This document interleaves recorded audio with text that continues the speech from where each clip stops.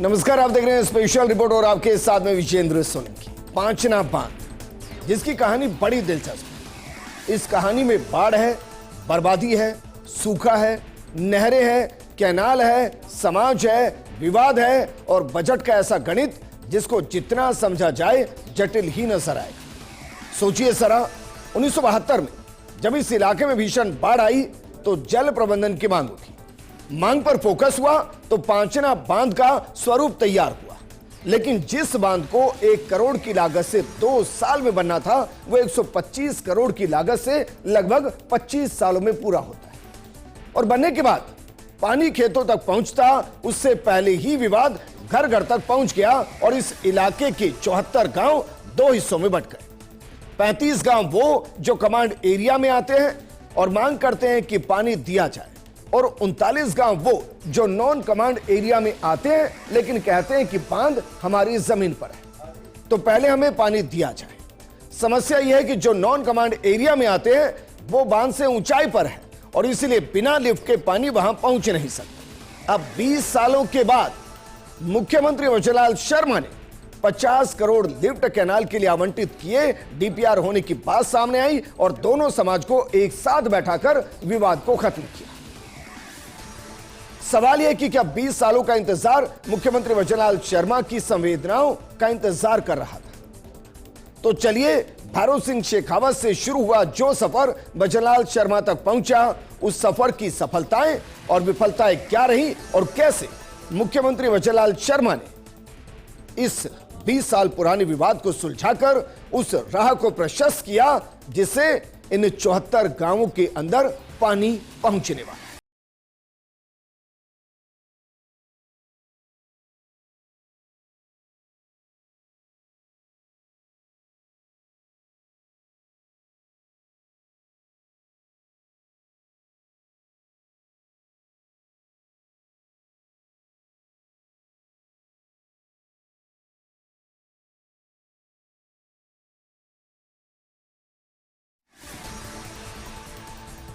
Programme की शुरुआत करते हैं एक तस्वीर के साथ। जरा इस तस्वीर को देखिए और इस सफर को महसूस कीजिए, क्योंकि इस तस्वीर और इस आंकड़े के अंदर बहुत कुछ है। 1978 के आसपास पांचना बांध की शुरुआत की गई थी, जबकि 2026 में वचनलाल शर्मा के नेतृत्व में पांचना को लेकर जो विवाद है वो पूरे तरीके से सोल्व हो गया है। भैरों सिंह शेखावत से इस सफर शुरू हुआ, वचनलाल शर्मा तक पहुंचा और पांचना बांध जो लगभग लबालब रहा, लेकिन वो पानी इस्तेमाल नहीं हुआ। और जिस मकसद के लिए बांध बनाया गया वो मकसद भी अधूरा रहा। लेकिन जिस तरीके से मुख्यमंत्री वचनलाल शर्मा ने एक कमेटी बनाई, उसमें 3 मंत्रियों को रखा, किरोड़ी लाल मीणा, जवाहर सिंह बेडम और सुरेश रावत, और उन्होंने जिस तरीके से इस समस्या का समाधान किया, यह बताता है कि कैसे एक बड़ी से बड़ी समस्या जो असंभव नजर आती है वो सही मंशा के साथ संभव हो सकती है। अब जरा आपको एक सफर पर लेकर चलते हैं। यह सफर है पांचना बांध का सफर, क्योंकि जिस पांचना बांध के विवाद को आज आप सुलझते हुए देख रहे हैं, आप सोचिए अगर ये 54 सालों से सुलझा नहीं तो कोई तो वजह होगी। तो चलिए, पांचना की सोच के पीछे की वजह, वहां से निर्माण कार्य से विवाद और विवाद से समाधान तक का सफर 54 सालों का कैसा रहा, जरा एक नजर इस पर भी डालिए और देखिए जरा। इसकी शुरुआत होती है 1972 से, जब भीषण बाढ़ आती है और उस भीषण बाढ़ के अंदर कितना नुकसान होता है यह आगे चलकर हम आपको बताएंगे। लेकिन उस नुकसान की वजह से पांचना बांध की सोच परिलक्षित होती है और इसलिए 1978 में पांचना की शुरुआत होती है। 2005 में पांचना बनकर तैयार हो जाता है। 2007 में विवाद शुरू होता है और विवाद के बाद पानी दिया ही नहीं जाता। आप सोचिए, जो 2005 में बांध तैयार, 2007 से 2026 के बीच में पानी ही नहीं दिया और 2026 में समझौता हुआ। मुख्यमंत्री वचनलाल शर्मा की संवेदनाएं और पानी को लेकर जो उनकी गंभीरता है, यूं ही उन्हें आज के दौर में राजस्थान में आधुनिक भागीरथ नहीं कहा जा रहा है। आप सोचिए, एक तरफ यमुना जल समझौते के जरिए 32 साल पुराना विवाद सुलझाया गया और अब अगले ही दिन उन्होंने 20 साल पुराना पांचना का विवाद सुलझा दिया। लेकिन पानी वितरण 2028 तक होगा। ये जल संसाधन मंत्री कह रहे हैं कि अगले 18 से 20 महीने के अंदर हम लिफ्ट कैनाल के जरिए उन 39 गांव को भी पानी दे देंगे जिनकी जमीन पर बांध बना है, और जो कह रहे हैं कि अगर आपको 34 गांवों को पानी देना है तो पहले हमें पानी देना होगा। लेकिन एक और फैसला हुआ। फैसला दरअसल यह हुआ कि अगले 7 दिन में ट्रायल भी हो जाएगा। अब इससे सबसे ज्यादा फायदा करौली, सवाई माधोपुर, दौसा, भरतपुर और धौलपुर जैसे पूर्वी राजस्थान के जिलों को मिलने की उम्मीद है। सिंचाई के लिए ज्यादा पानी मिलने से कृषि उत्पादन बढ़ेगा, भूजल स्तर में सुधार होगा और किसानों की आय पर सकारात्मक असर पड़ेगा। यदि लिफ्ट परियोजना और ईआरसीपी जैसी परियोजनाएं पूरी तरह लागू होती हैं तो पूर्वी राजस्थान के कई जिलों को दीर्घकालिक जल सुरक्षा मिल सकती है। इससे पेयजल संकट भी कम होगा और औद्योगिक और शहरी विकास को भी एक नई गति प्रदान होगी। लेकिन पांचना बांध, इसका निर्माण कब से शुरू हुआ, कितनी भराव क्षमता, कितने करोड़ की लागत और इसको पांचना बांध ही क्यों कहते हैं, जरा एक बार इस पर भी नजर डालिए। इसका निर्माण पूरा हुआ है 2005 में। इस पर जो लागत आई है वो लागत आई 125 करोड़। हालांकि ये 2 करोड़ में पूरा होना था, लेकिन जैसे जैसे वक्त बढ़ता गया लागत भी बढ़ती चली गई।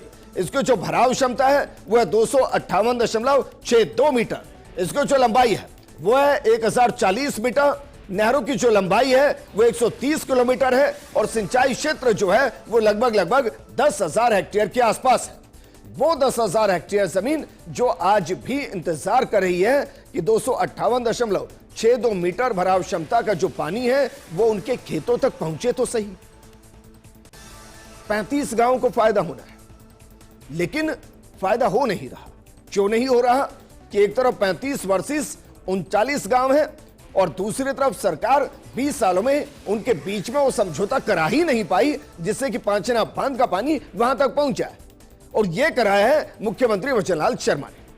अब इतिहास के पन्नों में जरा पांचना बांध की पटकथा को समझिए, क्योंकि आज जो पांचना बांध एशिया का सबसे बड़ा, हम राजस्थान नहीं कह रहे, एशिया का सबसे बड़ा कच्चा बांध है, उसकी पटकथा यूं ही नहीं लिखी गई है। साल 1972 में आई भीषण बाढ़ ने करौली और सवाई माधोपुर क्षेत्र में भारी तबाही मचाई थी। जनजीवन के साथ खेती वहां की बर्बाद हो गई और इसके कारण फसलों, जमीनों और रिहायशी इलाकों को बड़े पैमाने पर नुकसान हुआ था। स्थिति गंभीर हो गई थी। करौली, नादौती और बामनवास तहसीलों की कुल बोई गई भूमि के 10% से 30% हिस्से की फसलें तो पूरी तरह से नष्ट हो गई थी। 11 और 12 अगस्त 1972 को बामनवास और करौली क्षेत्र में लगभग 483 mm बारिश हुई थी और इससे कई स्थानीय बांध और तालाब टूट गए थे। गंभीरी नदी उफान पर आ गई थी और इससे निचले इलाकों में पानी भर गया, घरों को नुकसान पहुंचा और भरतपुर के प्रसिद्ध बर्ड सेंचुरी कैलादेव राष्ट्रीय उद्यान तक तबाही का असर देखा गया। उसी के बाद तो पांचना बांध की नींव रखी गई या इसकी जरूरत महसूस हुई। लेकिन ये जो तबाही थी, इसके आंकड़े गवाही देते हैं कि एक तबाही पांचना बांध ना बनने से पहले आई, एक तबाही पांचना बांध बनने के बाद आई, क्योंकि पानी तो मिला ही नहीं। उसकी तबाही के आंकड़े नहीं है, लेकिन जो तबाही 1972 में आई उसके आंकड़े जरूर है। जरा उस पर नजर डालिए और देखिए जरा, जो कृषि भूमि प्रभावित हुई थी उस दौर में 18,538 एकड़ जमीन ऐसी थी जो उस दौरान भारी बारिश की वजह से प्रभावित हुई थी।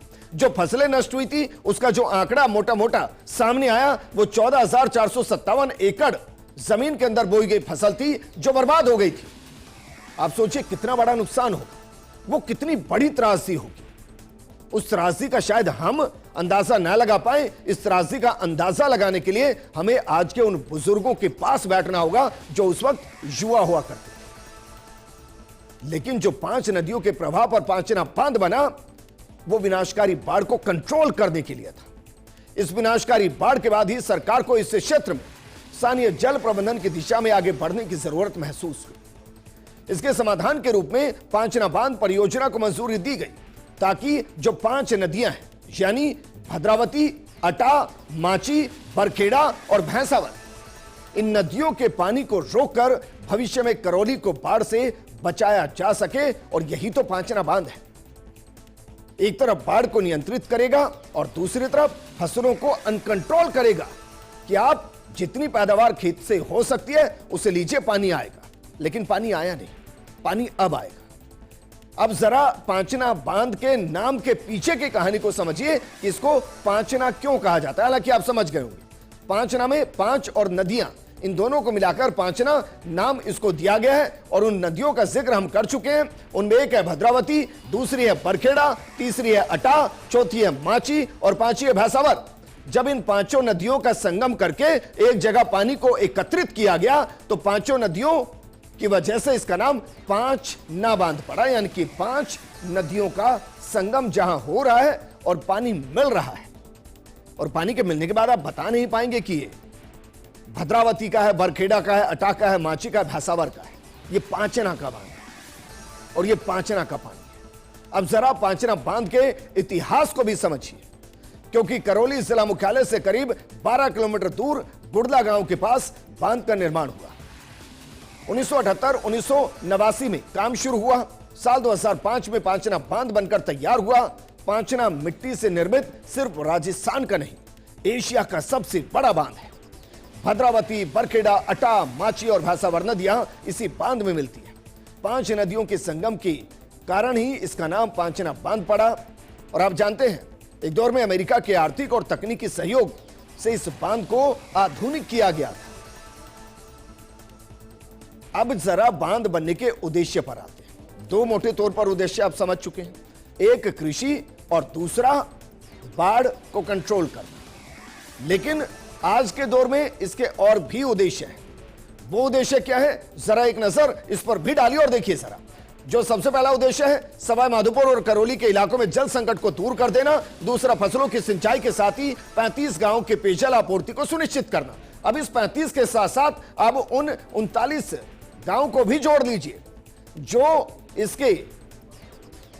इसके उस एरिया में है जिस पर बांध बना है, लेकिन वहां लिफ्ट के जरिए पानी पहुंचाया जाए। मुख्यमंत्री वचनलाल शर्मा ने बाकायदा 50 करोड़ रुपए उसके लिए आवंटित किया है। 11.5 करोड़ के आसपास कैनाल की मरम्मत के लिए आवंटित किया है। डीपीआर हो रहा है, तो उनको भी आप जोड़ लीजिए। कुल मिलाकर 74 गांवों को जोड़ लीजिए। और ये 74 गांव ही है दरअसल जिनकी वजह से पांचना का पानी पहुंच नहीं पाया। इसको हमने दो हिस्सों में बांटा है। एक है वो 35 गांव जो कि कमांड एरिया के अंदर है। कमांड एरिया को आप इस तरीके से समझिए कि वो 35 गांव जिनके अंदर पेयजल आपूर्ति और सिंचाई आपूर्ति के लिए पांचना बांध जब बनाया गया तो उसमें अंकित किया गया कि इन कमांड एरिया के अंदर पानी पहुंचाया जाएगा। जबकि 39 गांव वो है जो डूब प्रभावित है। अब कोई इसे कैचमेंट एरिया भी कहता है, हम इसे दरअसल नॉन कमांड एरिया कह रहे हैं, डूब प्रभावित, ताकि आप समझ सके। यानी कि वो 39 गांव जिनकी जमीन पर यह पांचना बांध बना है और उन्हें कहीं से विस्थापित किया गया, और जहां विस्थापित किया गया है वो अपर स्ट्रीम है, वहां पानी पहुंचाने के लिए लिफ्ट कैनाल की जरूरत पड़ेगी। और इसीलिए वो कह रहे हैं कि जमीन हमारी जमीन पर बांध, लेकिन हमें ही पानी नहीं, तो हमें भी पानी दीजिए। जब पहले हमें पानी देने का वादा पूरा होगा तब उन 35 गांव को आप पानी दीजिएगा जो कमांड एरिया के अंदर है।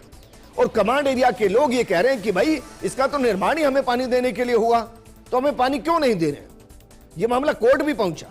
कोर्ट ने भी कहा कि कमांड एरिया को पानी दिया जाए, लेकिन सरकार संवेदनशील, वो चाहती है कि ये जो 74 गांव कुल है इनको दो हिस्सों में ना बांटा जाए, यानी कि नॉन कमांड और कमांड एरिया में ना बांटा जाए। दोनों को बैठकर सुना जाए, दोनों की समस्या को समझा जाए और समस्या समझने के बाद दोनों को पानी देना चाहिए।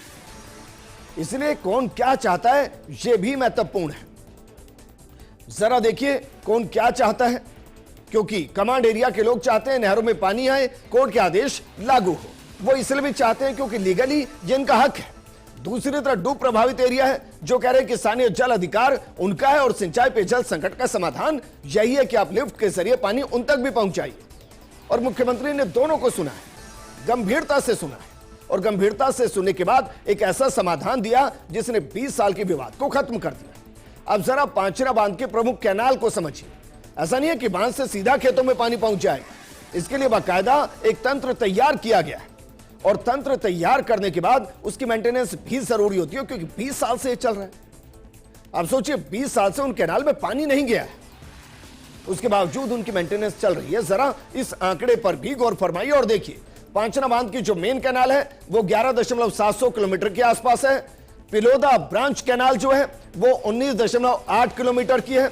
इसके अलावा श्री महावीर जी ब्रांच कैनाल जो है वो 14.80 किलोमीटर की है। इसके अलावा मेजर माइनर सब नहरों की कुल लंबाई जो है वो 130 किलोमीटर के आसपास है। आप इसको ऐसे कह सकते हैं कि 130 किलोमीटर का वो तंत्र जिसके जरिए पांचना बांध का पानी 35 गांवों के खेतों तक पहुंचकर लगभग 10,000 हेक्टेयर जमीन को सिंचित करेगा।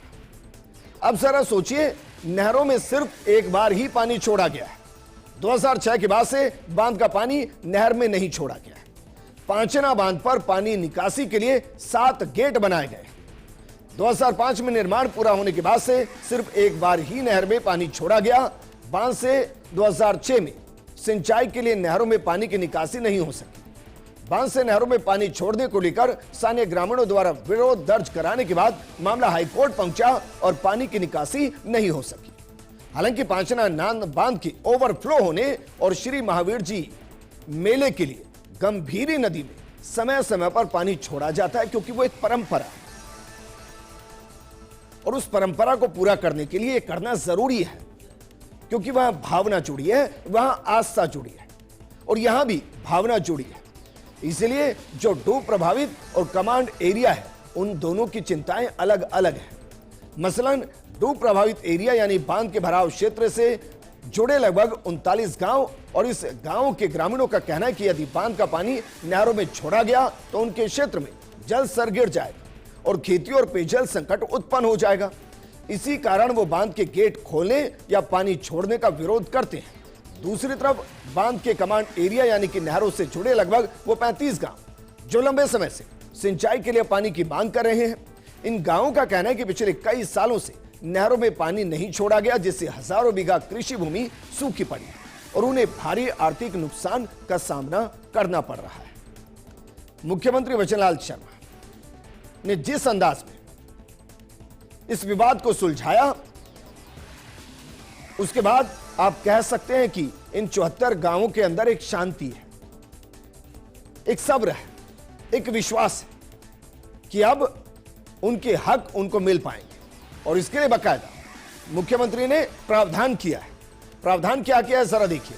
बजट 2026-27 में 50 करोड़ का बजट था। 39 गांवों को पेयजल और सिंचाई सुविधाएं प्रदान करने के लिए पांचना गुड़ला लिफ्ट सिंचाई परियोजना के लिए विशेष बजट दिया गया है। अब ये 39 गांव वही है जो डूब प्रभावित है, उनके लिए मुख्यमंत्री ने 50 करोड़ का वो बजट दिया है जिससे कि पांचना गुड़ला लिफ्ट सिंचाई परियोजना का विस्तार हो सके और वो पानी इन 39 गांवों तक पहुंच सके। दूसरी तरफ जरा देखिए, 11.5 करोड़ का अतिरिक्त बजट दिया गया है।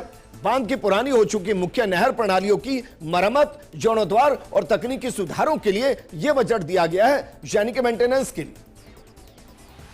मुख्यमंत्री दोनों दिशा में काम कर रहे हैं। एक तरफ 39 लोग जो 20 सालों से मांग कर रहे हैं, उनकी मांग को कैसे पूरा किया जाए, लिफ्ट कैनाल को कैसे बनाया जाए, उस पर फोकस है। और दूसरी तरफ जो 35 गांव है जिनको पानी दिया जाना है, जो कमांड एरिया में है, वहां तक ऐसा ना हो कि पानी छोड़ा जाए तो पानी पहुंचे ही ना, इसलिए कैनाल की मेंटेनेंस की जा रही है और 11.5 करोड़ उसके लिए दिया गया। अब जरा लिफ्ट सिंचाई परियोजना क्या होती है इसको समझिए, क्योंकि 20 साल से इसी की वजह से पानी उन 35 गांव तक भी नहीं पहुंचा जिनको मिलना चाहिए। पांचना बांध में उपलब्ध सीमित पानी पर निर्भरता ही इस विवाद की सबसे बड़ी वजह है। यदि चंबल बेसिन से अतिरिक्त पानी लाकर पांचना और आसपास के क्षेत्रों को जोड़ा जाता है तो पानी की उपलब्धता बढ़ सकती है। इससे डूब क्षेत्र और कमांड एरिया दोनों के किसानों को पर्याप्त पानी मिलने की संभावना बनेगी। किसान संगठन और जनप्रतिनिधि भी इस परियोजना को स्थायी समाधान बता रहे हैं और मुख्यमंत्री इसी दिशा में आगे बढ़ रहे हैं। लेकिन अब सवाल यह कि क्या किसी दूसरे राज्य को इससे फायदा हो सकता है, क्योंकि अक्सर जब हम परियोजनाओं की बात करते हैं तो जैसे ERCP का जिक्र आता है, उसमें मध्य प्रदेश और राजस्थान का जिक्र आता है। यमुना जल समझौते का जिक्र आता है तो उसमें हरियाणा और उसके साथ राजस्थान का जिक्र आता है। तो क्या पांचना बांध को लेकर कुछ ऐसी स्थिति है कि दूसरे राज्यों को फायदा हो जाए? बहुत सिंपल शब्द में समझिए, वर्तमान पांचना विवाद मुख्य रूप से राजस्थान के भीतर का मामला है, इसलिए इसका सीधा लाभ अन्य राज्यों को नहीं मिलेगा। हालांकि ERCP और चंबल बेसिन से जुड़ी व्यापक जल प्रबंधन योजनाएं सफल होती है तो राजस्थान, मध्य प्रदेश और उत्तर प्रदेश के बीच नदी जल प्रबंधन को लेकर बेहतर समन्वय की संभावनाएं मजबूत हो सकती हैं, क्योंकि फिर पानी को लेकर मीटिंग तो होगी, लेकिन सिर्फ मीटिंग नहीं हुई। पांचना पानी सरकार और सियासत और सच्चाई कह लीजिए, जमीनी हकीकत कह लीजिए, ये कैसे चलते रहे, जरा इस बार इन 20 सालों के सफर को एक बार खंगाल लेते हैं। 1970-80 का दशक, तत्कालीन कांग्रेस सरकार ने पांचना परियोजना को स्वीकृति दी। भैरों सिंह सरकार ने बांध निर्माण का कार्य शुरू किया। इसके अलावा 1990 से 93 सिंचाई व्यवस्था का विस्तार किया गया। कमांड एरिया तक पानी पहुंचाने की प्रक्रिया को आगे बढ़ाया गया।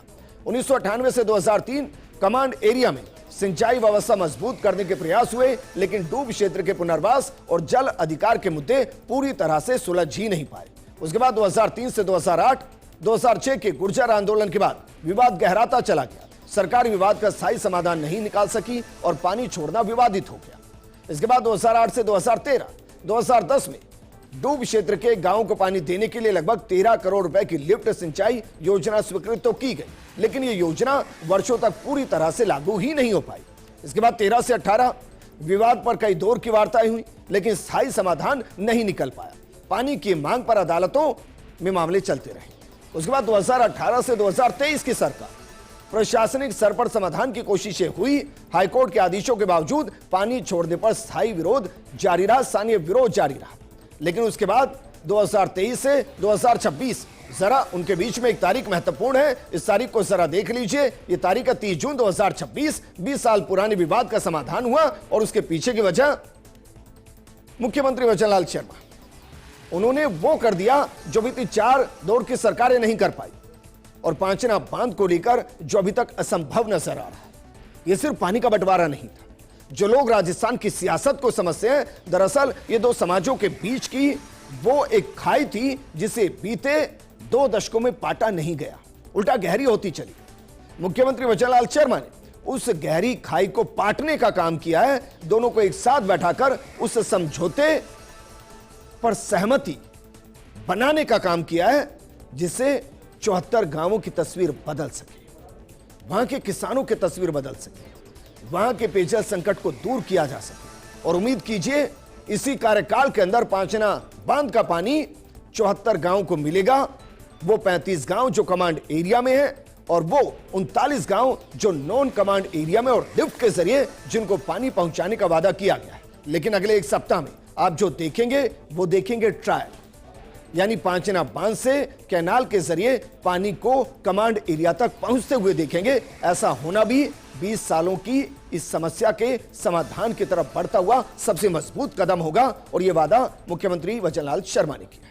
इस प्रोग्राम में फिलहाल इतना ही। आप बने रहिए फर्स्ट इंडिया न्यूज के साथ, क्योंकि खबरों का सिलसिला लगातार जारी है।